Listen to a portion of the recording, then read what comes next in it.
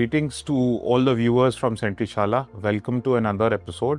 और आज का एपिसोड बहुत ही इंटरेस्टिंग होने वाला है क्योंकि ये एक नए प्रोडक्ट क्लास की हम लोग बात करने वाले हैं जिसको बोला जाता है SIF.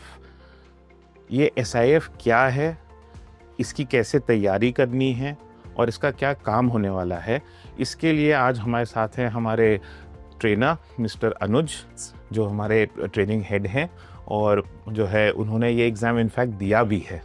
सो ये फर्स्ट हैंड एक्सपीरियंस शेयर करेंगे. But Anuj, before getting into the examination part और कैसे हमारे जो FPDs हैं इसके लिए तैयारी कर सकते हैं, उसके पहले हम लोग थोड़ा सा SIF होता क्या है और इसका क्या पर्पस हो सकता है एक पोर्टफोलियो में. तो एक ये न्यू पूल्ड इन्वेस्टमेंट व्हीकल है जो सेबी ने इंट्रोड्यूस किया है और कहीं ना कहीं जो ट्रेडिशनल म्यूचुअल फंड्स प्लस एक PMS मिनिमम 50 लाख रुपीस, इनके बीच का एक इन्वेस्टमेंट प्रोडक्ट रेगुलेटर ने निकाला है जी. तो हमारा जो रेगुलेटर है सेबी, उसका काम यही है कि to protect the interest of investor plus एक इकोनॉमी में एक तरीके से प्रोडक्ट्स को भी लेके नए प्रोडक्ट्स को भी इंट्रोड्यूस किया जाए जैसे जैसे हमारी इकोनॉमी आगे बढ़ रही है. सबसे पहले म्यूचुअल फंड्स आए, फिर PMS रेगुलेशंस आए, उसके बाद AIF रेगुलेशंस आए और अब ये नया प्रोडक्ट आया विच इज कॉल्ड SIF जी. तो it's a pooled investment vehicle जहां पे फंड मैनेजर के पास मोर फ्लेक्सिबिलिटी है.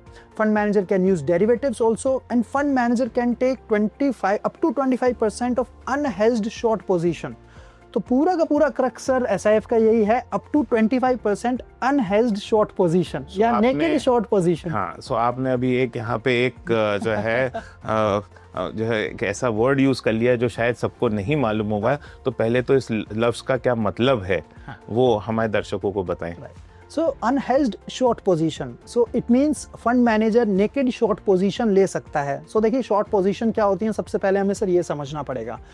मार्केट में दो तरीके से पैसे कमाए जाते हैं, या तो आप लॉन्ग करके फिर उसको बाद में बेचिए, यानी कि आप खरीद के उस पर्टिकुलर शेयर को बेच दीजिए ऊपर जब आपको प्रॉफिट आएगा. और अगर मार्केट में आप किसी को शॉर्ट कर रहे हैं किसी भी पर्टिकुलर सिक्योरिटी को, तो फिर आपको शॉर्ट करने के बाद जितना वो नीचे आएगा आपका उतना प्रॉफिट है. तो इट मींस आपको शॉर्ट करके उसको नीचे स्क्वायर ऑफ करना है, नीचे दोबारा बाय करना है. ऐसे जनरली होता है कि जब प्राइस ऊपर जाता है तब आप फायदा करते हैं. ये डेरिवेटिव के थ्रू, ये शॉर्ट पोजीशन के लेके हम जो है, अगर प्राइस हमको लग रहा है किसी स्टॉक का नेगेटिव होने वाला है या कम होने वाला है, माने नेगेटिव में भी फायदा है. सो देखिए डेरिवेटिव्स जो स्टार्ट हुए थे वो आपके पोर्टफोलियो को हेजिंग करने के लिए डेरिवेटिव्स की शुरुआत हुई थी. डेरिवेटिव्स का काम यही है टू हेज योर पोर्टफोलियो. जब मार्केट गिरती है आप डेरिवेटिव्स के जरिए, आप पुट ऑप्शन के जरिए, आप फ्यूचर बेच के, इंडेक्स को बेच के आप अपने पोर्टफोलियो को हेज कर सकते हैं. तो फॉर एन एग्जाम्पल आपका पोर्टफोलियो है, फॉर एन एग्जाम्पल 1 करोड़ का पोर्टफोलियो है कैश में, कोरोना वायरस आ गया, अब आपको अपना पोर्टफोलियो हेज करना है, तो आप उसके लिए आप पुट ऑप्शंस ले सकते हैं, डेरिवेटिव्स यूज कर सकते हैं, निफ्टी का फ्यूचर बेच सकते हैं, शॉर्ट पोजीशन आप बना सकते हैं, राइट, हेजिंग के लिए. लेकिन यहाँ पे क्या हो रहा है, वो रिटर्न कमाने के लिए fund manager without having anything in cash market वो पूरा का पूरा नेकेड शॉर्ट पोजीशन ले रहा है. एक जो थोड़ा सा हुआ, जो एक हेजिंग इंस्ट्रूमेंट की तरह आया था, उसको हमने एक स्पेक्युलेटिव इंस्ट्रूमेंट बना दिया है. और शायद यही एक वजह है जो सेबी ने SIF इंट्रोड्यूस किया है, क्योंकि काफी रिटेल निवेशक जिनको इस चीज के बारे में पता भी नहीं है, वो क्योंकि ज्यादा कम पैसा लगा के ज्यादा मुनाफे की लालच में अपना पैसा गवा देते हैं. और शायद एक डेटा भी सेबी ने रिलीज किया था कि लगभग 95 या 98% लोग जो पैसे लगाते हैं डेरिवेटिव्स में वो पैसा गवाते हैं. तो यहाँ पर फिर जैसे म्यूचुअल फंड में है कि आपको एक प्रोफेशनल मैनेजमेंट मिल रहा है, यहाँ पे तो आपको जो इक्विटी या हाइब्रिड जैसा भी है आपका एक बेस पोर्टफोलियो, बट जो डेरिवेटिव वाला पार्ट है वहाँ के लिए भी आपको एक प्रोफेशनल मैनेजमेंट मिल रहा है. बिल्कुल सर. सो ये बहुत अच्छा कॉन्सेप्ट है. बहुत जैसा कि मैंने आपको बताया, ये पूल्ड इन्वेस्टमेंट व्हीकल है. Again it will work like a mutual fund. ये म्यूचुअल फंड्स की तरह ही पूरा काम करेगा, म्यूचुअल फंड रेगुलेशंस के ही अंदर आएगा. तो आप सोचिए, आप डेरिवेटिव्स का यूज कर रहे हैं, आप नेकेड शॉर्ट पोजीशन ले रहे हैं और एक फंड मैनेजर आपके लिए काम कर रहा है, तो आपको इन सब चीजों में करने की जरूरत ही नहीं है. और देखो सेबी कितना स्मार्ट है, उसने 10 लाख रुपया मिनिमम रखा है यहाँ पे, right. So 10 lakh rupees most of the investor आज जो इक्विटी, डायरेक्ट इक्विटी जो ट्रेडिंग कर रहे हैं, उनका 10 लाख का पोर्टफोलियो है ही. तो इसीलिए वो मिनिमम उन्होंने 10 लाख 20 भी रख सकते थे, 25 भी रख सकते थे, 5 भी रख सकते थे, बट बहुत 10 लाख बहुत सोच समझ के रखा। सो शायद मेरा ये कहना गलत नहीं होगा कि डेरिवेटिव्स को यूज करते हुए एक बेटर रिस्क एडजस्टेड रिटर्न आप जो है SIF से कमा सकते हैं, बट इसके क्या और फायदे हैं वो भी हम आपसे जानने की कोशिश करते हैं। तो एक बात बताइए कि एक जो डिफर्ड टैक्सेशन का बेनिफिट म्यूचुअल फंड्स में होता है जो शायद बाकी प्रोडक्ट्स में नहीं होता है, चाहे वो PMS हो या AIF हो, वहाँ पे डिफर्ड टैक्सेशन का हम लोग को बेनिफिट नहीं मिलता।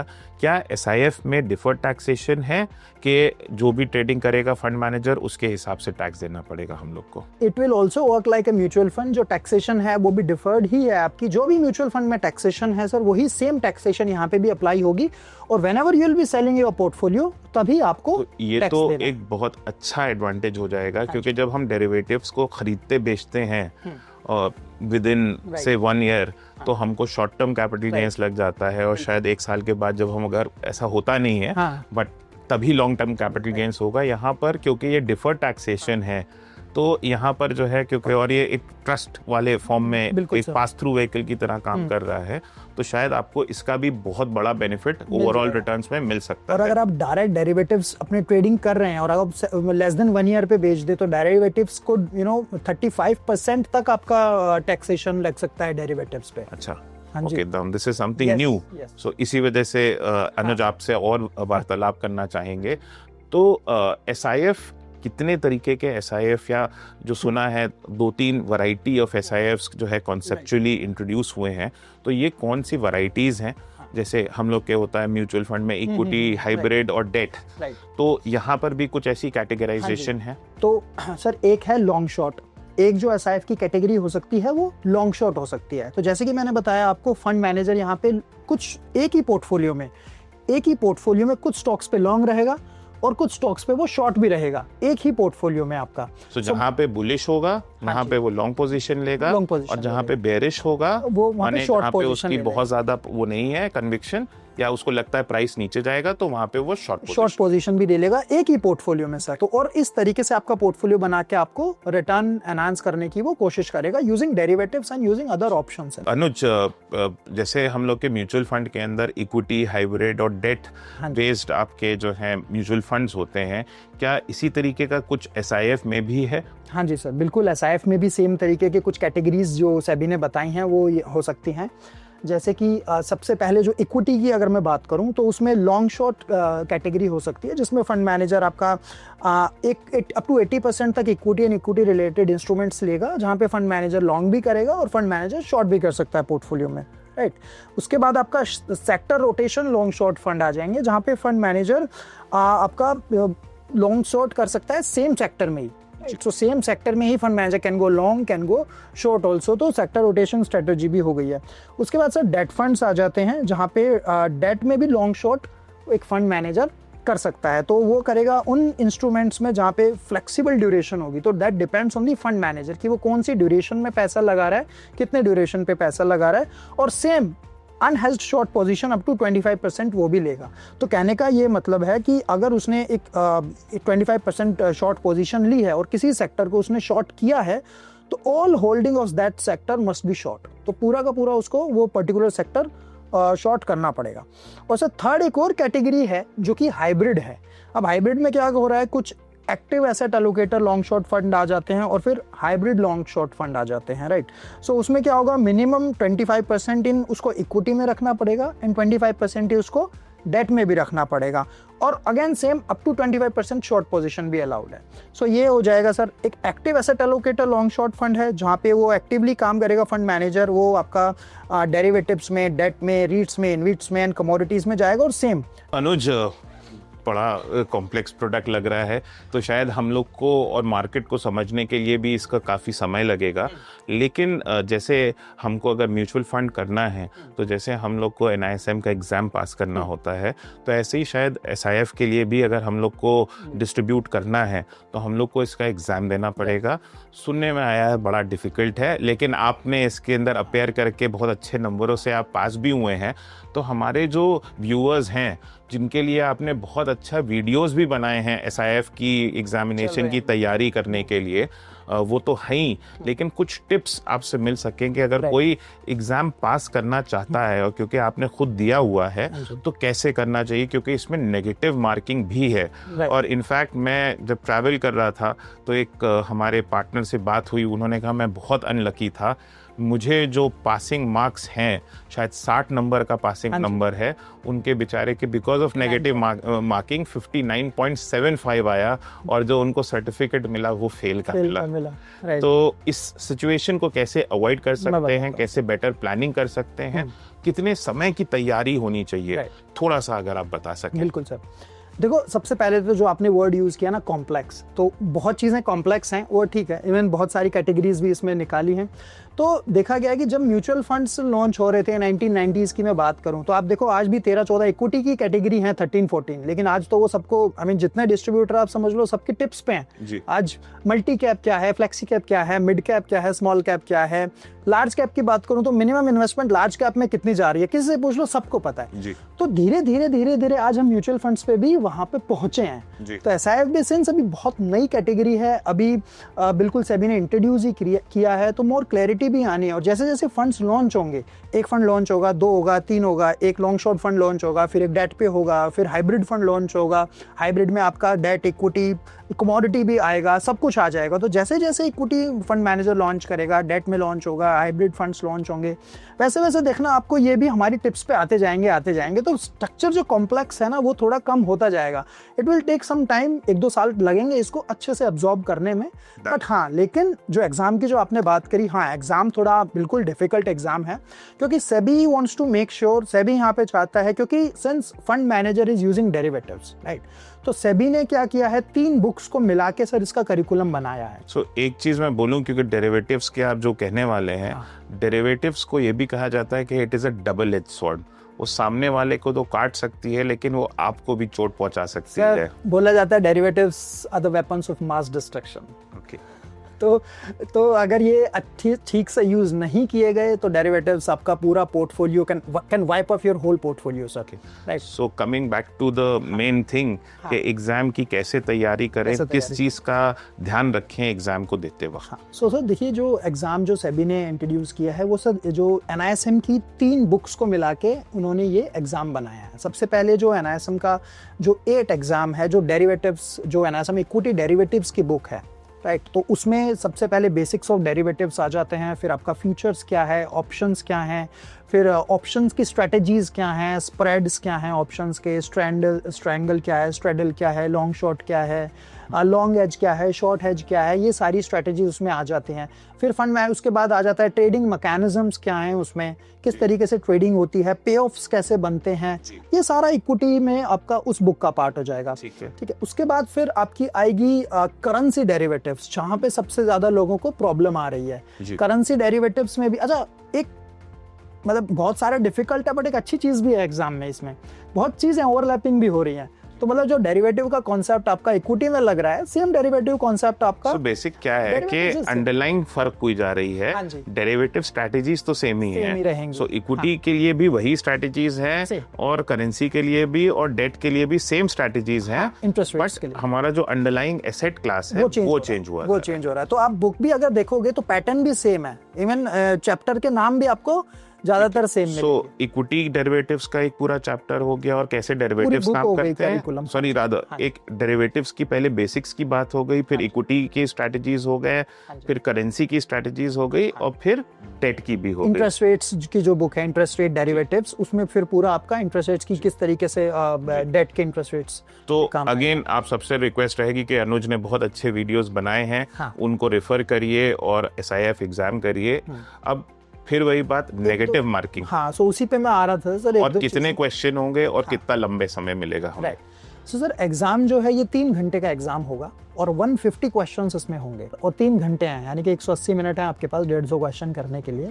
लेस देन ऑलमोस्ट हर 1-1.5 मिनट में हमको एक पूरा क्वेश्चन आंसर कर देना पड़ेगा। इसमें आपको क्वेश्चन पूरा पढ़ना भी है, समझना भी है, राइट। तो ध्यान से पढ़ें, हल्के नर्वस ना होके। कुछ टिप्स और ट्रिक्स मैं यहाँ पे बता रहा हूँ आपको। सबसे पहले तो सर हमें डेरिवेटिव्स एज अ कॉन्सेप्ट बिल्कुल क्लियर होना चाहिए, राइट, क्योंकि वो तीनों पे लगेगा। अपने इक्विटी डेरिवेटिव्स वाली बुक ही पढ़ ली ना, क्योंकि एक चीज और, मैंने जो सब एग्जाम दिया तो मैंने देखा कि 60 to 70% ऑफ द करिकुलम जो है ना एग्जाम में, यानी कि up to 90 questions, 80 to 90 questions out of 150 वो इक्विटी डेरिवेटिव बुक से थे।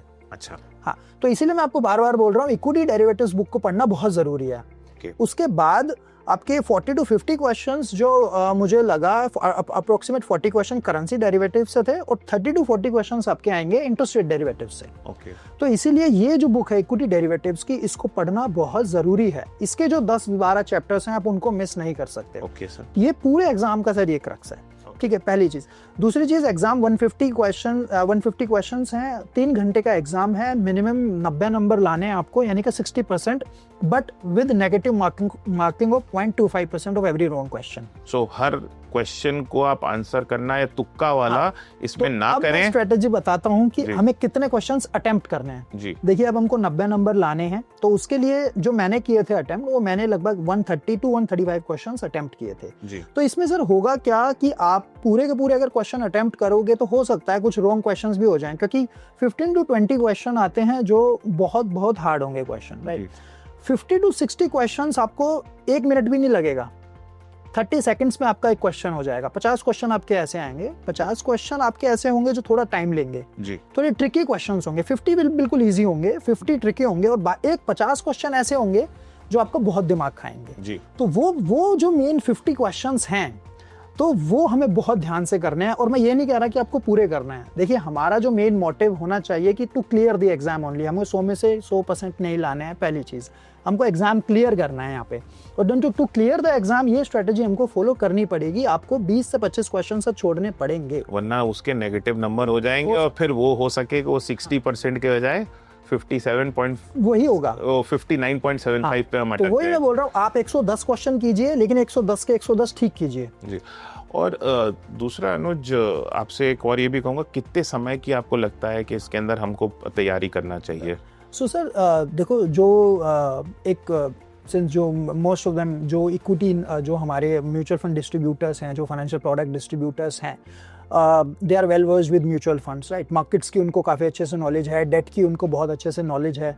बट जो ये कॉन्सेप्ट है डेरिवेटिव्स का, ये कॉन्सेप्चुअल ये कॉन्सेप्ट्स इसके समझने पड़ेंगे, पढ़ने पड़ेंगे, राइट। एक एक चीज़ें पढ़ के, जैसे अब इसका पे ऑफ क्या बनेगा, एक कॉल की ऑप्शंस की स्ट्रेटेजी है, स्ट्रेंगल स्ट्रेडल है, उसका पे ऑफ कैसे बनेगा, ये क्वेश्चन आएगा। क्वेश्चन से किस तरीके का आता है मैं आपको बताता हूँ कि उन्होंने एक मार्केट बता दिया है कि भाई मार्केट अगले महीने 24, एक इन्वेस्टर है, वो ये सोच रहा है कि मार्केट निफ्टी का लेवल अगले महीने 25,000 ही रहेगा, ज्यादा मूवमेंट नहीं आएगी जी। तो आप कौन सी स्ट्रेटेजी का यूज करेंगे? अब वो नीचे 3-4 स्ट्रेटेजी आपको दे देंगे, ठीक है। अब आपको तीनों कॉन्सेप्ट क्लियर नहीं होंगे जब तक आपको आंसर नहीं पता है उसका, तो ऐसा क्वेश्चन आएगा, आप कुछ नहीं कर सकते। तो ये आपको पढ़ना ही पड़ेगा।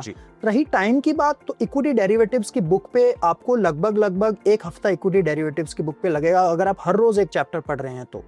मिनिमम इक्विटी डेरिवेटिव्स की बुक पे 1 हफ्ता लगाइए, उसके बाद 1 हफ्ता दोनों बुक्स पे लगाइए, तो 15 to 20 डेज की एक मतलब पूरी अच्छे से स्टडी। तो अगर कोई अच्छे से 15 दिन से लेके 30 दिन तक तैयारी कर ले, 30 दिन में तैयारी अच्छे से तैयारी कर ले, आपके वीडियोस देख ले। वीडियोस हैं सर, एक टिप्स एंड ट्रिक्स की वीडियो मैंने डाली है, प्लस कुछ क्वेश्चंस भी मैं अभी डालूंगा, उसकी भी तैयारी कर लें तो वो हो जाएगा। तो जैसे हम लोग के वहाँ पे ARN कंपलसरी है म्यूचुअल फंड के अंदर, तो जब मेरे कोई अगर म्यूचुअल फंड डिस्ट्रीब्यूटर हैं, उनके पास ऑलरेडी ARN है, पहला उनको SIF जो है डिस्ट्रीब्यूट करने के लिए, जो मुझे मालूम है 100% SIF एग्जाम क्लियर करना ही पड़ेगा, उसके बगैर आप वो डिस्ट्रीब्यूट नहीं कर सकते।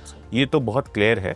बट अगर मैंने क्लियर कर लिया तो क्या इसका कोई अलग ARN होगा कि जो आपका एग्जिस्टिंग ARN है वही यूज हो जाएगा? तो सर इसमें आपका सेम ARN यूज होगा। आपको एग्जाम, जैसे ही आपने एग्जाम क्लियर कर लोगे, उसके बाद आपको कैम्स में जाके एक फॉर्म सबमिट करना है to activate your SIF segment. Okay. जैसे ही आप ये SIF सेगमेंट आप ओपन करेंगे ना, आप ये देखेंगे कि जो MF आप ये देखेंगे कि जो आपके जो ऑनलाइन प्लेटफॉर्म्स जो MF सेंट्रल है, जैसे प्लस स्टार MF जो सेंट्रल है, उसमें ये ऑप्शन आ जाएगा म्यूचुअल फंड्स फिर SIF। Okay. तो जैसे ही आप किसी भी एमसी में एसआईएफ का भी बिजनेस करेंगे ना, वो वहां पे आ जाएगा। So, हमें एज अ डिस्ट्रीब्यूटर हमें एग्जाम पहले पास करना है अनुज के बढ़िया से वीडियोस देख के, और फिर उसके बाद हमें जाना है कैंप्स या कारवी, अपना एसआईएफ एग्जाम का जो है हमें रजिस्ट्रेशन कराना है, और फिर आप एसआईएफ डिस्ट्रीब्यूट कर सकते हैं और जो है अपने इन्वेस्टर को एक और नई प्रोडक्ट कैटेगरी दे सकते हैं। लेकिन फिर वही चीज, कुछ लोग फोमो के चक्कर में या कुछ बहुत नॉवेल्टी के चक्कर में जो है इसके अंदर घुसना चाहेंगे। एक वर्ड ऑफ एडवाइस या सजेशन मेरी तरफ से, एडवाइस तो गलत वर्ड है, हम लोग अलाउड नहीं है, बट एक वर्ड ऑफ सजेशन, बहुत जल्दी मत करिए किसी भी चीज में घुसने के लिए। अपने इन्वेस्टर को उसके अंदर थोड़ी सी हिस्ट्री बिल्डअप होने दीजिए। Let's wait and watch, let's see, और एक ट्रैक रिकॉर्ड हो जाए, एक अच्छा रहेगा कि ये कॉन्सेप्ट कैसे काम कर रहा है। हाँ, ऑब्वियसली अगर आपके कोई एग्रेसिव इन्वेस्टर्स हैं और वो आना चाहें तो डेफिनेटली आप उनको आप सजेस्ट करिए, लेकिन जो है एग्रेसिवली अभी इसको सजेस्ट मत करिए, क्योंकि जो डेरिवेटिव्स हैं it is not meant for everybody. So जरा सा एक ट्रैक रिकॉर्ड देख लीजिए। जो मुझे समझ में आता है, जो हाइब्रिड वाली जो कैटेगरी है वो हम लोग को देखना चाहिए। It is suppose to be, I guess, the best trade off between risk return. उसको कंसिडर करिए, आप देखिए, और जो है बेबी स्टेप्स लीजिए इस प्रोडक्ट के अंदर, जैसे म्यूचुअल फंड में आपने लिए थे। आज म्यूचुअल फंड सही है, लेकिन जो है क्योंकि आज हम लोग को उसकी काफ़ी जानकारी हो गई है, एक बहुत लंबा ट्रैक रिकॉर्ड है। सो थोड़ा सा इसके ऊपर संयम बरतिए, बस इतना ही मैं कहूँगा। और अनुज, मैं यहाँ पर आपका बहुत बहुत शुक्रिया अदा करने की वजह करूँगा कि आपने अपने एक्सपीरियंसेस शेयर किए, थोड़ा सा हमको एसआईएफ में क्या होते हैं, क्या उसका फ़ायदा है, क्या पोर्टफोलियो में उसकी जगह हो सकती है, और जो आपने जो वीडियोस बनाए हैं उसके लिए बहुत बहुत शुक्रिया। और आपसे रिक्वेस्ट रहेगी कि ऐसे ही और जानकारी वाले वीडियोस बनाते रहिए, क्योंकि सेंट्रिसिटी का एक ही उद्देश्य है, नॉलेज के साथ आगे बढ़ना, और नॉलेज आपको सेंट्रिशाला के रूप में हमेशा सेंट्रिसिटी की तरफ से मिलती रहेगी। सो बहुत बहुत शुक्रिया हमारे जो है व्यूअर्स का भी, जो उन्होंने हमारा ये पॉडकास्ट सुना, और ये स्पेसिफिकली हमारे एफपीडीज जो हमारे साथ जुड़े हुए हैं उनके लिए किया है कि ताकि वो अच्छे से तैयारी कर सके। कुछ लोग जो थोड़ा सा साइडलाइन पे बैठे हुए हैं उनको थोड़ी सी हिम्मत मिले कि उनके साथ सेंट्रिशाला खड़ा हुआ है उनकी तैयारी करने के लिए, अनुज खड़े हुए हैं।